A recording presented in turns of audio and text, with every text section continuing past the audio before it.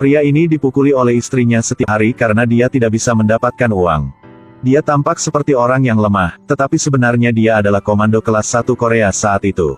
Setiap kali dia bertindak, dia menyelesaikan tugas dengan sangat baik, menjadi idola di mata pasukan komando lainnya. Tapi ini tidak membuat dia bahagia. Karena ia selalu bercita-cita menjadi seorang seniman. Jadi seseorang yang begitu lelah melawan kehidupan seperti dia, dalam satu pelarian. Sengaja berpura-pura menjadi perangkat rusak, meskipun payung penyelamat tidak bisa membukanya, jatuh langsung ke laut. Organisasi, setelah mengetahui hal ini, diam-diam mengadakan pemakaman untuknya. Bos patah hati untuk pria pemberani ini. Di sisi lain, dia mengambang di atas air, menikmati hangatnya sinar matahari. Impian ini akhirnya menjadi kenyataan. Namun, ketika ia menjadi seorang pelukis, ia menyadari betapa buruk bakatnya. Cerita yang dia gambar tidak disukai siapapun, gaji bulanannya kurang dari 1 juta.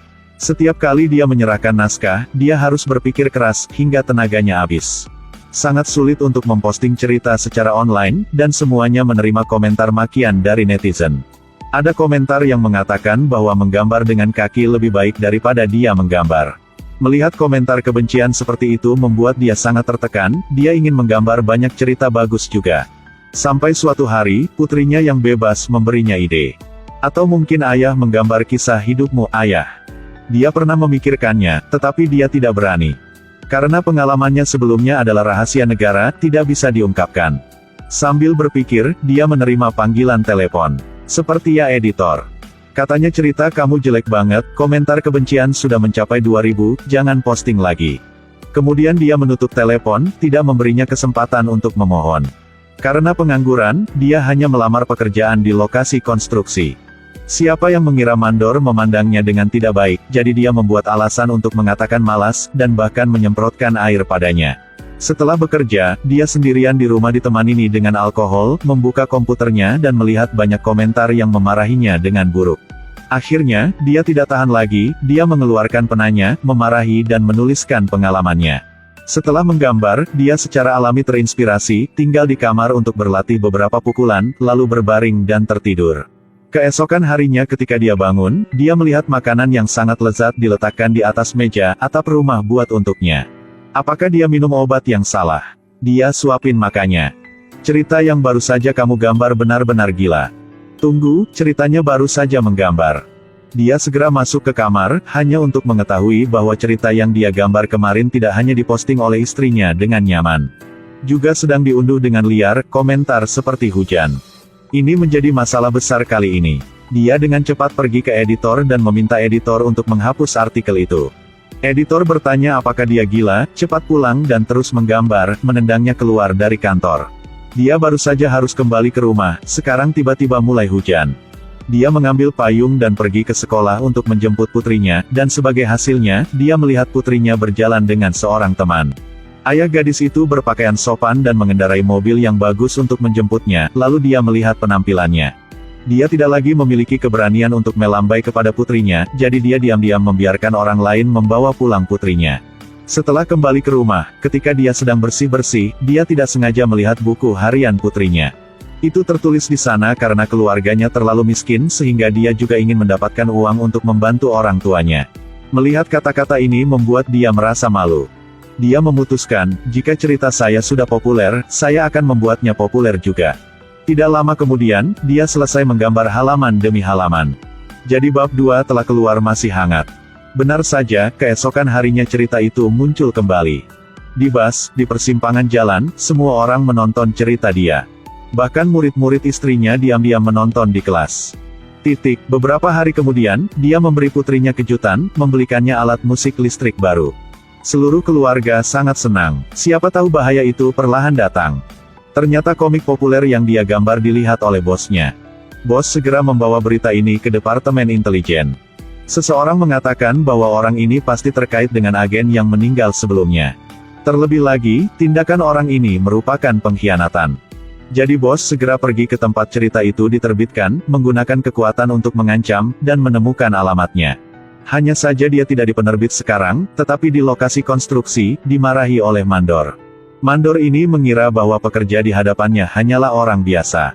Tanpa alasan, dia memukul kepalanya, menyesap air dan menyemprotkannya ke tubuhnya. Tetapi jika dia melihat seluruh adegan, dia pasti tidak akan berani begitu kurang ajar. Ada sekelompok orang datang ke pintu depan gedung, mereka masuk ke toilet, ketika dia mencuci muka, mereka mengelilinginya.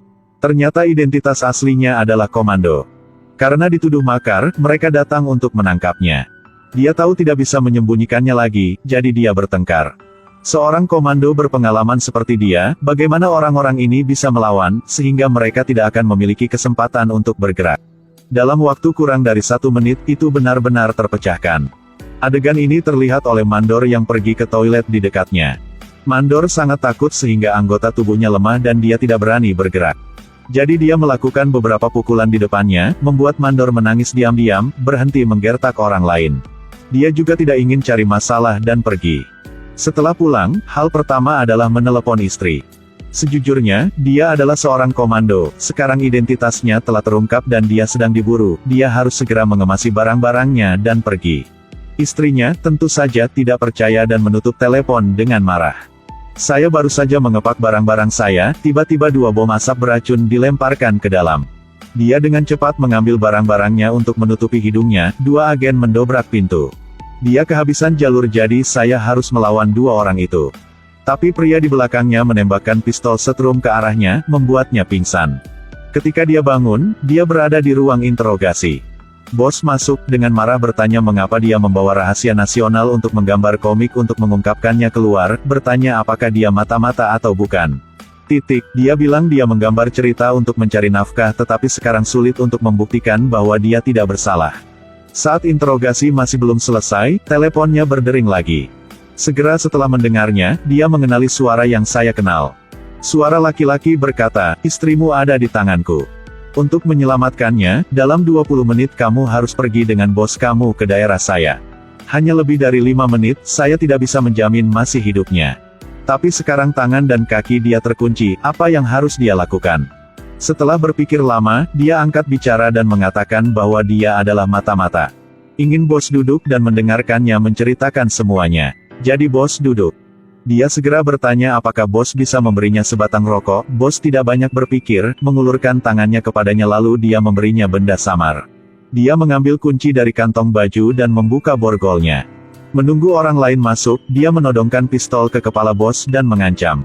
Begitu saja, dia berhasil membawa bosnya ke mobil dan berlari jauh ke tempat penjahat itu.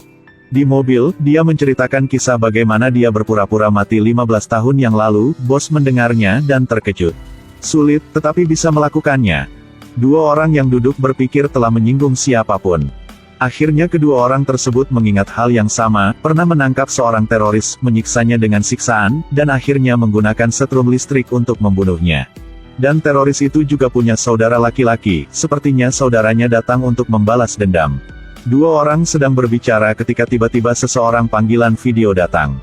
Segera setelah dia menyalakannya, melihat seseorang meraih putrinya, bersiap untuk melemparkannya ke jalan.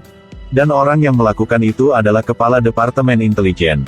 Direktur menyuruhnya untuk membawa bosnya kembali ke sini, atau dia tidak akan pernah melihat putrinya lagi.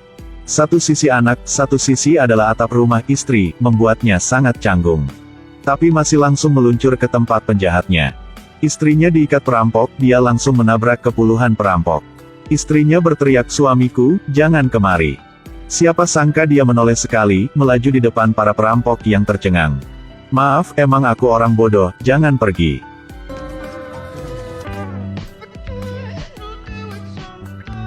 Langkahnya ini membuat nama penjahat itu juga tak terduga. Istrinya juga sangat marah sehingga ingin mengambil nyawanya.